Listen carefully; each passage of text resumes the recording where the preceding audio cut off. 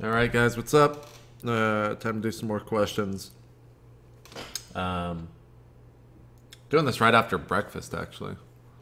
So I'm still kind of tired, but figured I'd knock this out. I got to do some recording later today. And I think I'm going to record... oh, crap.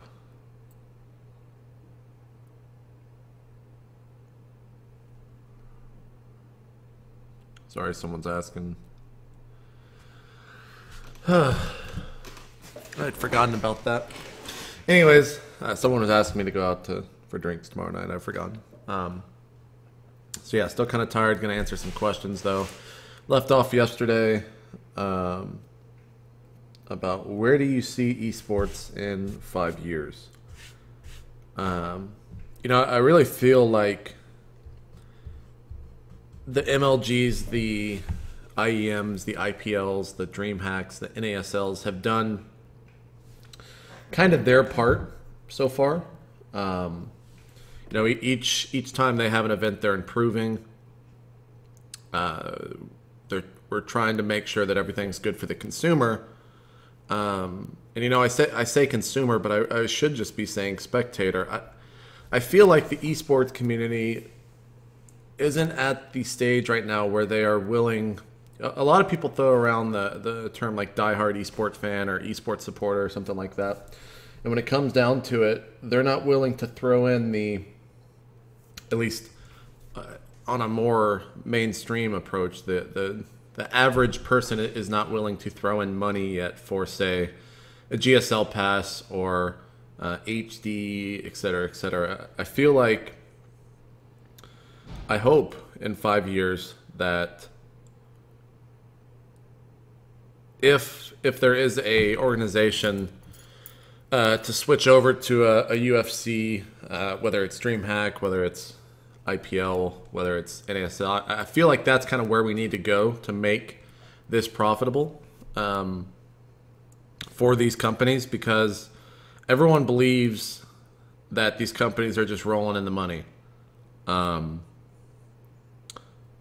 after last year because of how big it was. But the fact is, I mean, these tournaments cost a lot of money to put on, to rent the space, to have the equipment, to pay the people to build it, to cast it, to do everything. So 5 years from now, I hope that the average consumer, or the average spectator, I should say, of esports is more willing to put their money kind of where their eyes are, in a sense. And that's not to say that it's all on the consumers. I mean, the tournaments have to step it up as well. And I think for the most part we have. We're always innovating. We're always doing new things, trying things out, trying to be as transparent as business possible. So 5 years, hope the consumers are really putting more money into it themselves. I hope that we're in a stadium somewhere. Don't know what game we'll be playing. Probably StarCraft. Legacy of the Void will probably be out 5 to 6 years from now. I'll be 30 years old. That'll be kind of silly. It'll be interesting to see what happens later this year over in Korea. That's definitely something I want to watch and see how that goes, because I don't think anyone has any idea how that's going to really unfold. I don't know where the center is going to be, where the mecca of esports is going to be. We'll see if... I mean, a lot of people don't really consider it, but GOM TV is made for foreigner people. For foreigners. For foreigner people. It's made for foreigners. If you go look at their website, if you go look how the broadcast is presented, the majority of their views, I would say... And this is me guesstimating. I don't actually know the real numbers, but I would say 60% or maybe even 70% of their viewership is foreigner fans. It does not get watched in Korea. It's a simple fact. So we'll see where StarCraft 2 is then. I hope we'll be playing an FPS then on the PC, whether it's Counter-Strike, whether it's something else. MOBAs are definitely going to play a part in it. whether it's League of Legends, whether it's Dota. And if there's one thing that I think would really change a lot of stuff, would be to have a developer completely behind esports. Kind of like how Riot is. I feel like Riot is probably the most forward-thinking company in that department, with Blizzard right behind them. But to have a full-on game development team centered around esports would be pretty awesome. So we'll see. I hope that is out there in 5 years. So that's my answer. Next question. Can you talk about your history with WoW Arena? Sorry to all the StarCrafters out there. Sure. So I played WoW pretty much as every PC player has, kind of on and off, or there's smart ones that haven't played it because they know they'll get addicted to it. I've probably put countless hours. I want to say my average, or my overall played is probably easily in the 100 days, which is incredibly sad to think about because that's a lot of time. But I started off writing the first ever competitive WoW article on Gotfrag right before leaving for WSVG, where I was brought on to kind of spearhead that department with Oplad, Sam Lingle, and also write a lot about it. At the time, WSVG was the only league doing it. MLG would later pick it up. I was not involved with that because at the time I was still full-time with WSVG, which is the World Series of Video Games. Which I guess I should explain that the year that World of Warcraft was brought on was also the year that Guitar Hero was there, Quake 4 was there, Counter-Strike was there, and I want to say Warcraft 3 as well. That was the year that the WSVG shut down as well. So started off there, kind of did the WoW thing. Made a podcast called ArenaCast after... was one of the first podcasts, if not the first podcast in esports. I think me and Wheat, he might have done his CGS podcast before me. His Epileptic Gaming, I think, was definitely before me, but that wasn't so esports centric. So started ArenaCast, modeled it after Games for Windows Radio, GFW Radio, the Bombcast, and One Up Yours. Or wait, what was One Up's podcast before One Up Yours? I forget what it was called. Maybe someone out there watching can tell me what it's called. But that's kind of where ArenaCast was from. Did that for a year and a half. Did pretty good on viewership.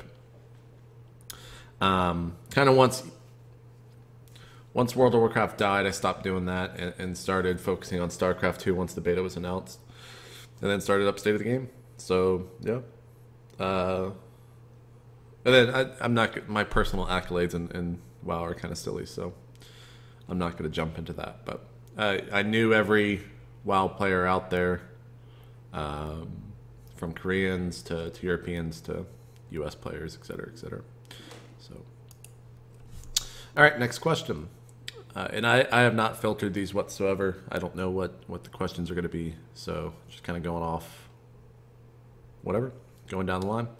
I saw that CSGO on PS3 will be playable with keyboard and mouse. Do you think this might lead to keyboard and mouse taking over the competitive console? Would be great for esports. Also, top 5 SF players. Keyboard and mouse has been possible on the PS3 for quite some time. It's also possible on the 360, called XM, or what is it? It's not. I don't think it's very legal. But you can play with it. It might. People are. I mean, if you have a mouse and keyboard, chances are you have a PC that could probably run, especially if you're into gaming, that could probably run CS:GO on the PC. So it might help. I don't know how much of an impact it'll have.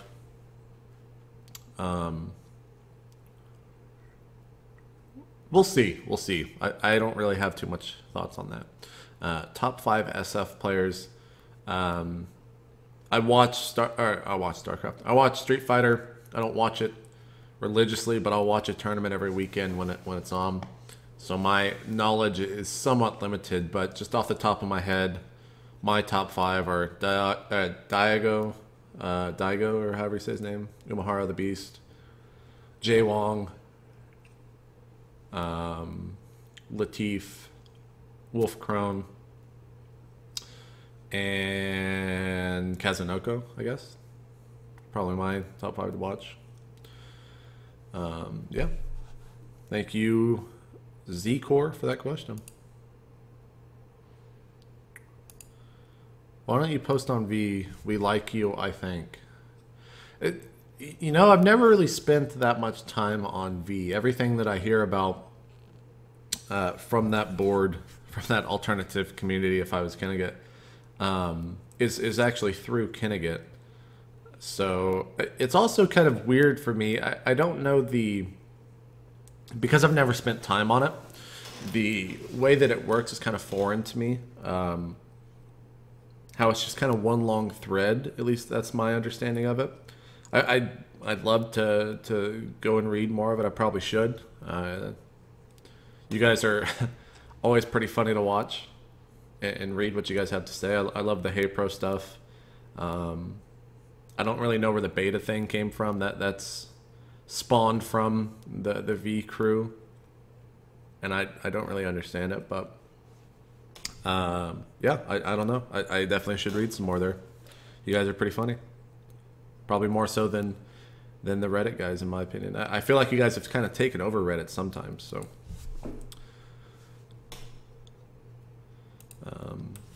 What do you think about the current state of PC gaming? Is it in decline? Will the producers of AAA titles continue to work in the marketplace, or will they go to the easier to please and larger console market? That's a big question. I think PC gaming right now is, for a while there, it definitely was on the decline.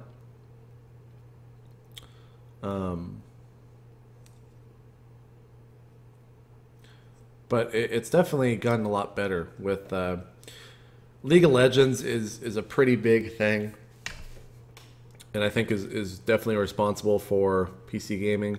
StarCraft 2 is probably the one thing that's really rejuvenated PC gaming world. You know, after CS Source came out, it split that community in half. 1.6 and Source. Quake has kind of always been there, but it's always been deteriorating in terms of fan size. I don't think it's in the decline. I think it's just kind of rebuilding and refiguring itself out. There's a lot to be said about the idea of free to play and how well that's working out.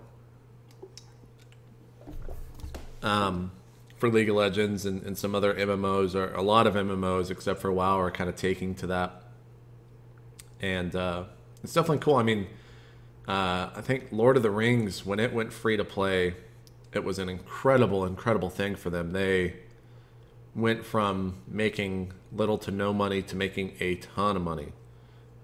So it's definitely a business model that I think you're going to see a lot more of in PC gaming. And it's definitely not on the decline. The second part, will the producers of AAA titles continue to work in the market?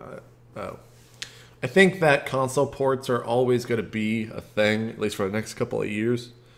The fact of the matter is that unless you're a Battlefield 3, which people kind of know with that IP that it's made for the PC, and that Bad Company was made for the console, I think that they knew that you had to play it on the PC. But other than that, you'll probably always see console ports for everything for a while. My hope, and also kind of my worry, is that they don't focus on the console version too much and still focus on the PC side of things. But it's also, there's something to be said about the ability to use a gamepad on the PC. Some games just work better with a gamepad. Driving games, definitely work better with a gamepad or a racing wheel for that matter. You know, I always have my gamepad in when I'm playing Saints Row and I hop in a helicopter or something. It just feels a little bit awkward with the mouse and keyboard, whereas if I have a gamepad there, then I can fly. So I think that implementation is good. But they'll definitely still continue to work. There will also be AAA titles. I think with the Valves of the world and the Blizzards of the world, we'll always have a AAA title, at least 1 or 2 a year. And there are console games where the superior version of the game is on the PC. For example, Skyrim. I feel like the mod system that it has is kind of the best thing for that game on the PC. Trying to think of some other games where the Saints Row definitely looks the best. Assassin's Creed definitely looks the best on PC. If you put a gamepad on it, then hey, you got a fun game. So, yeah. Next question from Refrain87. Hey JP, would you tell us who you're talking to about sponsors? Perhaps the audience of State of the Game can chime in and let them know how much we support your show. You can all tweet and email the companies. Hopefully, us can get State of the Game running. I feel like that right now would do more harm than good. A lot of the companies are simply waiting on me as I'm waiting for art to be finished to send them kind of the decks and the one sheets, which are just buzzwords for a 8x11 piece of paper with all the stats on it, and a deck is a simulation of what they can expect, kind of in a PowerPoint presentation type thing, of what they can expect for their sponsorship. So a lot of it's on me. It would do more harm than good right now. Once I get the sponsors, you guys can feel free. I'll definitely let you know where you can go and show your support. Thanks to Reddit for the man packs thing. I've been talking with them a little bit. They're still kind of waiting on me. A lot of companies have an idea as to what I'm looking for, but they don't really know.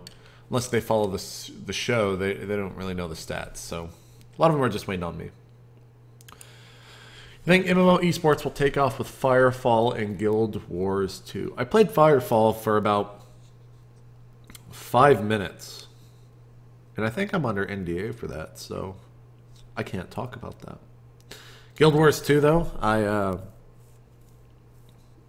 mean, Guild Wars 1 was awesome. I loved watching the Koreans dominate that game. Loved the fact that you could spectate the live matches. That's always awesome. And I think Guild Wars 2 had a lot of promise. The thing with esports and MMOs like that is that they are large teams. And it's expensive for teams to fly out 6, 7 people for one tournament. It's also expensive for tournament organizers to have 12 PCs for one match. You can't really run a big tournament with that. It's super expensive. The prize money is split between all the players, so the incentive to play is kind of lessened.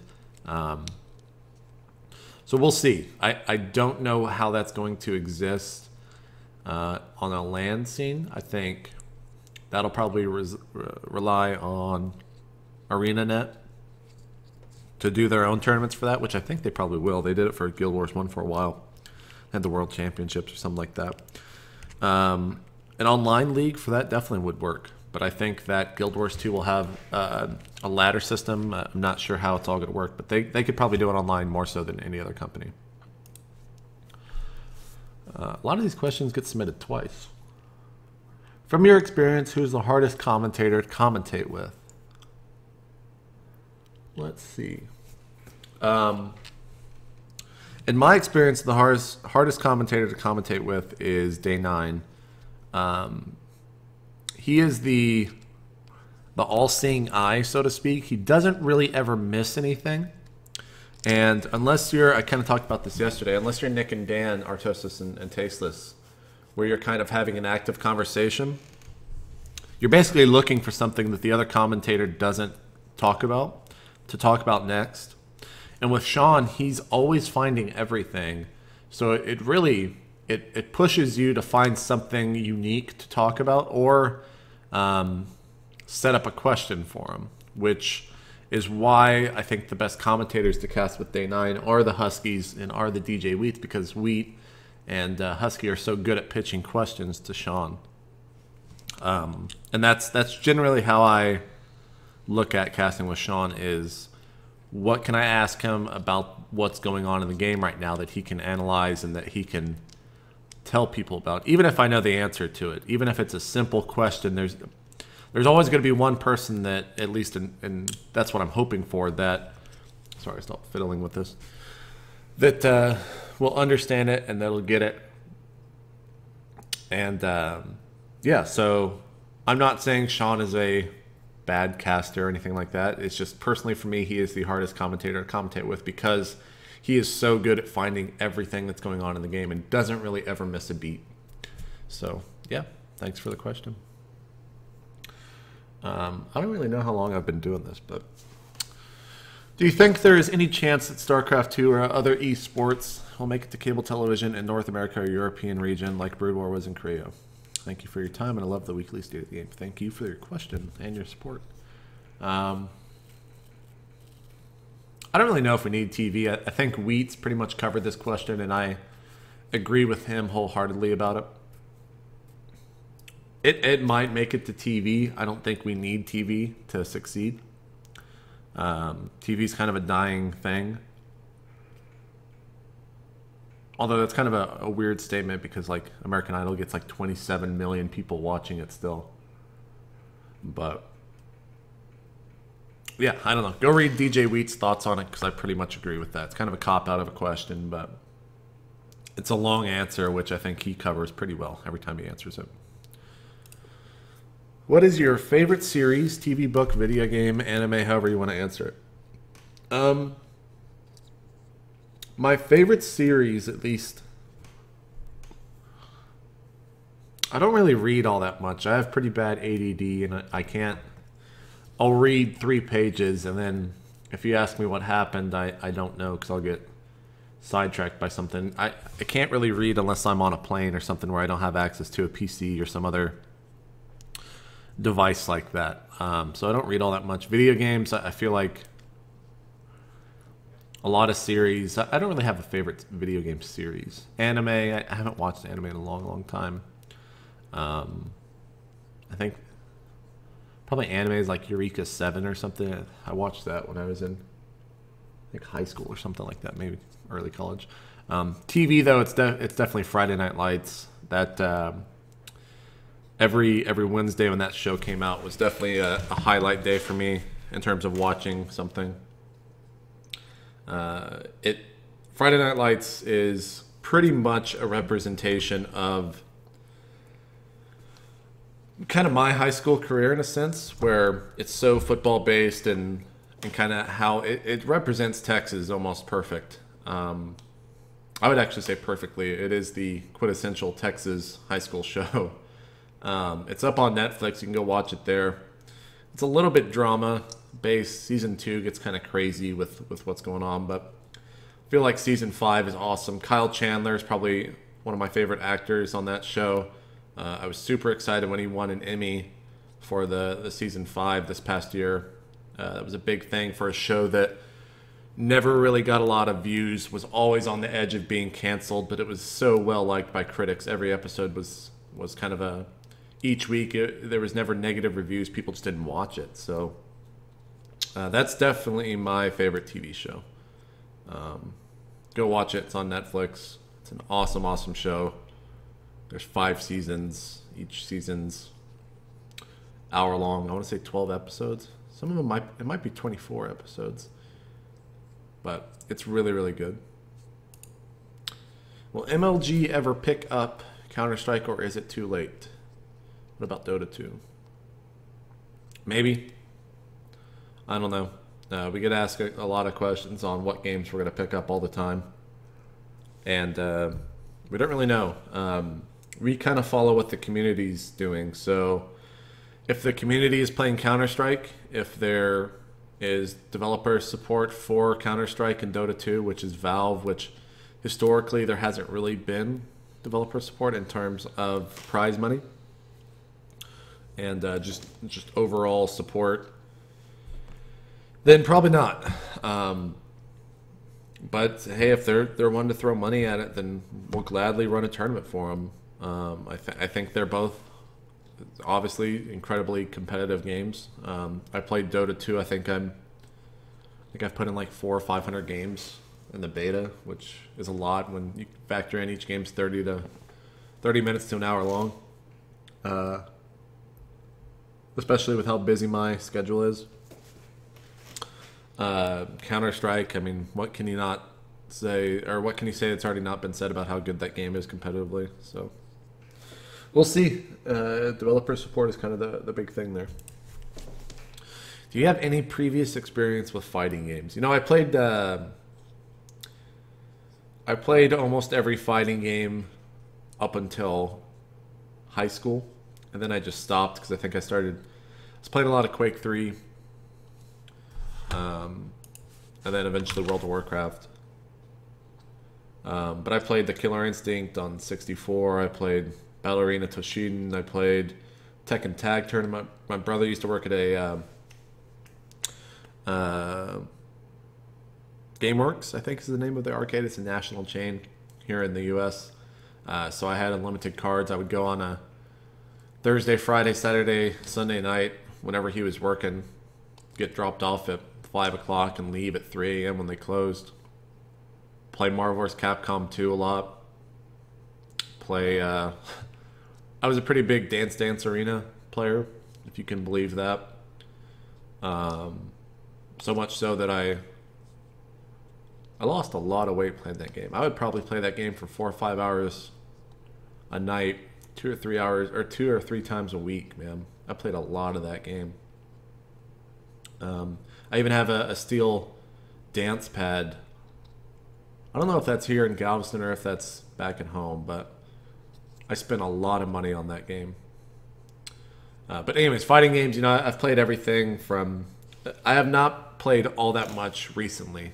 Street Fighter 4, I just started playing for the first time on Friday. In fact, the 360 version is being delivered today. Should be here any moment now. Pretty excited for that. Don't have a capture card just yet. Let's see. I have Ultimate Marvel coming. Pretty excited for Street Fighter Cross Tekken. I think that's going to be awesome because of how the 2v2 system is going to work with 2 people being able to play. That's pretty cool. But in terms of hardcore experience, I can't count frames. My timing is pretty terrible in Street Fighter, which I'm working on. Yeah, that's my experience. Thanks for the question. What brand of... Oh. Hold on.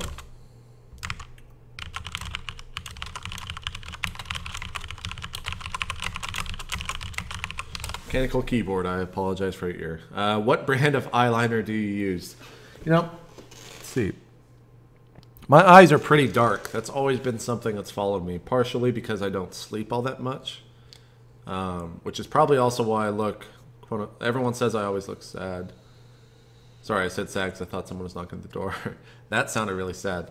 Everyone always says I look depressed, etc. It's mostly because I'm just always tired.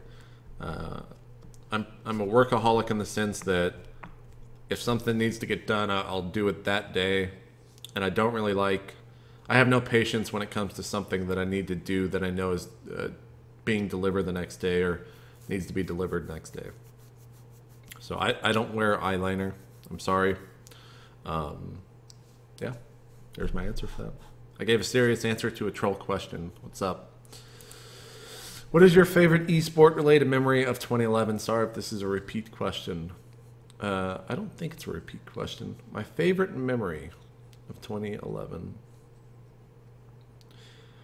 You know, the first time I was ever at an actual LAN event was the Day 9 Countdown Party. That might have been in 2010. Was it? When did StarCraft 2 come out? Let me see here. StarCraft 2 was released... it was released July 27th, 2010. So that was 2012 or 2010. So I can't talk about the Day 9 Countdown Party. It's all a big blur. God, I don't know what my 2011 moment was. There was a tournament, and it might have been Anaheim, where I think it was Anaheim where I got up on stage to introduce the players. We had just started doing player introductions that event. It wasn't planned. It was something that that I had told my producer at the time. I was like, hey, we should get out and try to pump the crowd up and kind of introduce the players, see how that goes. It worked pretty well throughout the tournament, and I'm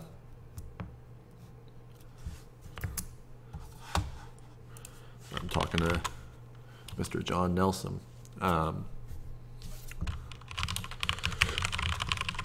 Anyways, got up on stage for the final introductions, and the crowd was huge.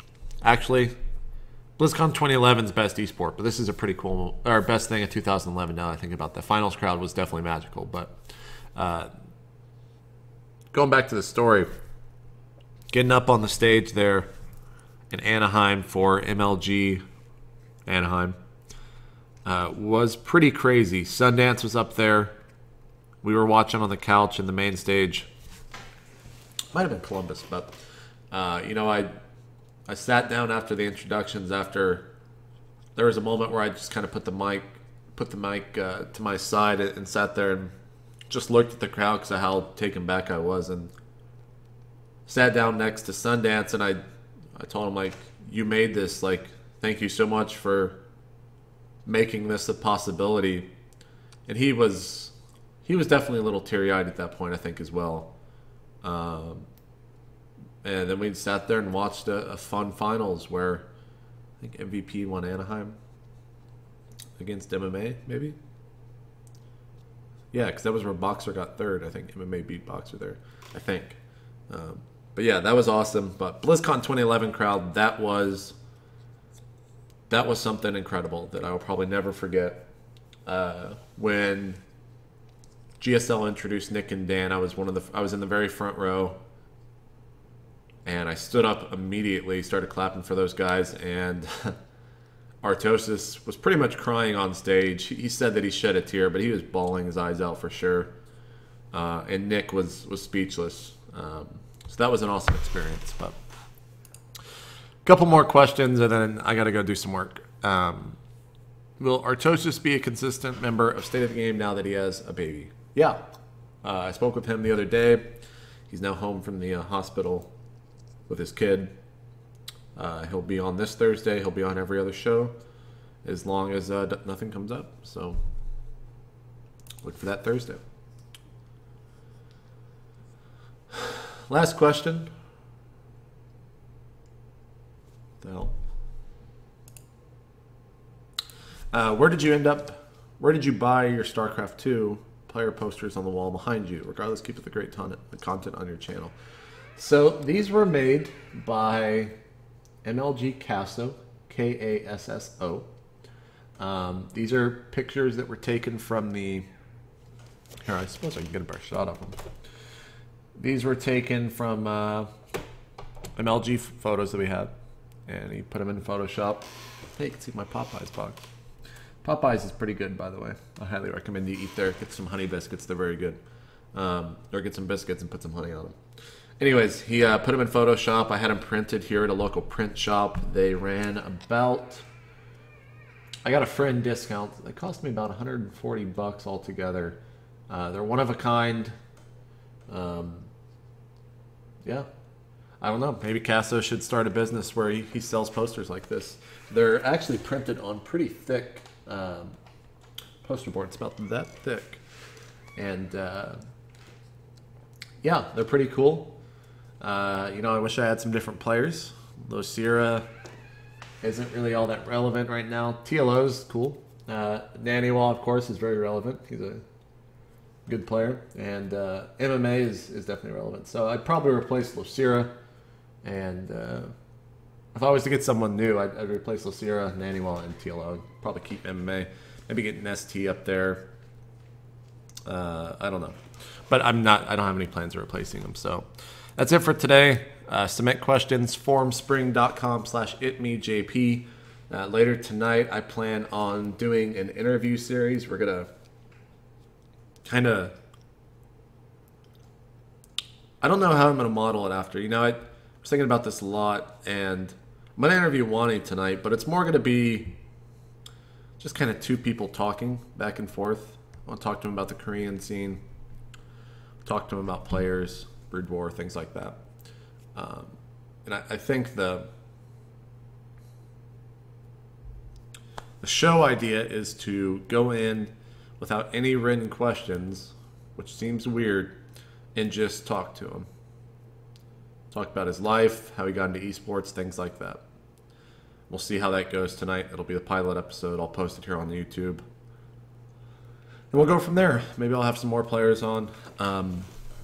I thought about it for a while. That's one of the things that I am kind of unique that I can do. I've done interviews for a long, long time. On State of the Game, they've always kind of felt out of place. I feel like they might live better as their own thing. So we'll see how that goes tonight as I interview Wani. But thank you for the questions. Thanks for watching. Make sure you like this video. Follow me on Twitter, twitter.com/itmeJP. Follow me on YouTube. Subscribe to the channel. And like this video. Thanks. Talk to you guys later.